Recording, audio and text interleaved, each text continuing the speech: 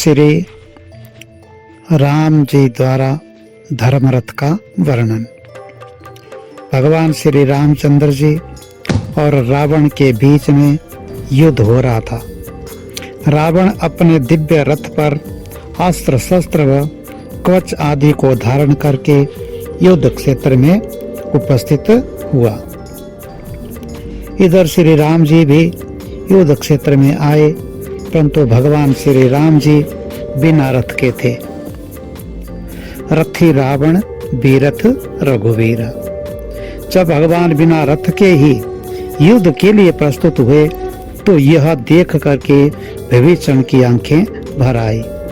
भगवान से निवेदन किया, प्रभु आप बिना रथ, बिना सारथी और बिना कवच के ही युद्ध करने जा रहे हैं, जबकि रावण रथ पर सवार होकर के युद्ध के लिए आया है।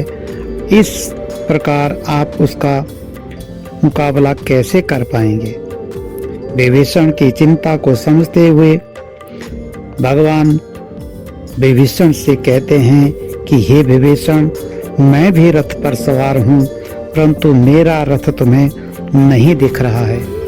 मैं धर्म के रथ पर सवार हूँ।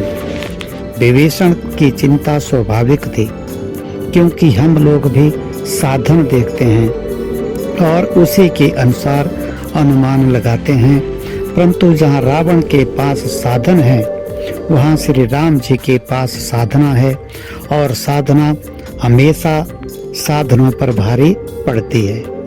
भगवान विभीषण को समझाते हैं कि हे विभीषण, मेरा जो धर्म रथ है उसके दो पहिए हैं। जब रथ चलता है तो रथ के सभी भाग भूमि से ऊपर ही रहते हैं, केवल दो पहिए ही धरती के संपर्क में रहते हैं।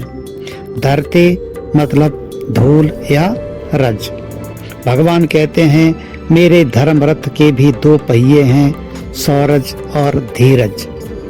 दोनों पहियों में संतुलन होना आवश्यक है। धीरज अर्थात धैर्य और सौरज अर्थात शौर्य। दोनों का तालमेल आवश्यक है किसी भी युद्ध को जीतने के लिए। लेकिन प्राय जहाँ शौर्य होता है वहाँ धैर्य की कमी होती है, और जहाँ धैर्य होता है वहाँ शौर्य नहीं होता।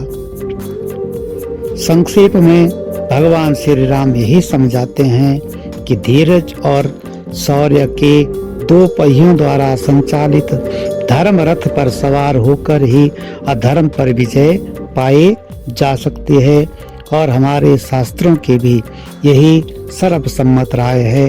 ये तो धर्म ततो विजय।